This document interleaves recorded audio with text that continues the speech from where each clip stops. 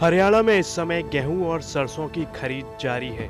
सरकार ने अनाज मंडियों में सोशल डिस्टेंसिंग को बनाए रखने के आदेश दिए हुए हैं। इसके बाद भी कुछ नेता किसानों की समस्याओं का हाल जानने के नाम पर मंडियों में जाने से पीछे नहीं हट रहे, जिस पर अब हरियाणा सरकार सख्त हो गई है। गुरुवार को हरियाणा के स्वास्थ्य एवं गृह मंत्री अनिल विज ने सत्ता पक्ष और विपक्ष के नेताओं से साफ साफ शब्दों में चेतावनी भरे लहजे में कहा, अगर मंडियों में जाकर भीड़ इकट्ठा की तो मजबूरन हमें सख्त कार्रवाई करनी पड़ेगी। गृह मंत्री अनिल विज ने इस संबंध में सभी जिलों के कमिश्नर और पुलिस के साथ साथ सभी पुलिस कप्तानों को आदेश दिए हैं कि यदि कोई नेता नहीं मानता तो उनके खिलाफ तत्काल कार्रवाई की जाए। मैं सभी नेताओं को, चाहे वो सत्ता पक्ष के हों चाहे विपक्ष के हों, मैं उन सब से कहना चाहता हूं कि मंडियों में जाकर अगर वो भीड़ इकट्ठी करेंगे तो मजबूरन हमें सख्त कार्रवाई करनी पड़ेगी। मैंने सभी एसपीज को, सीपीज को कह दिया है कि कोई भी नेता अगर लॉकडाउन का उल्लंघन करता है, मंडियों में जाके भीड़ इकट्ठी करता है, तो तुरंत उनके खिलाफ कार्रवाई करें।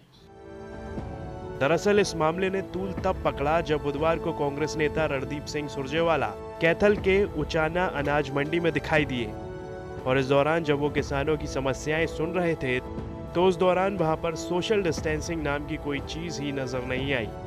यही नहीं, रणदीप सुरजेवाला ने लॉकडाउन के दौरान किसी भी जनसभा जैसी भीड़ को एकत्रित करके संबोधित करने पर लगी पाबंदियों को भी तोड़ा और अनाज मंडी में ही किसानों को संबोधित किया और प्रदेश के खट्टर सरकार पर जमकर निशाना साधा।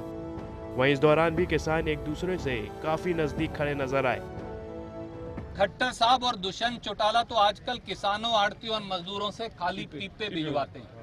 पीपों की आवाज उठ नहीं पहुंची सर अभी। पीपों की आवाज भी, उचाना मंडी के पीपों की आवाज, जींद और नरवाना मंडी के पीपों की आवाज, पिल्लू खेड़ा और जुलाना के पीपों की आवाज, कलायत और टोहाना, उकलाना और बरवाड़ा और आदमपुर के पीपों की आवाज भी इस बहरी सरकार के कान तक नहीं पहुंच रही।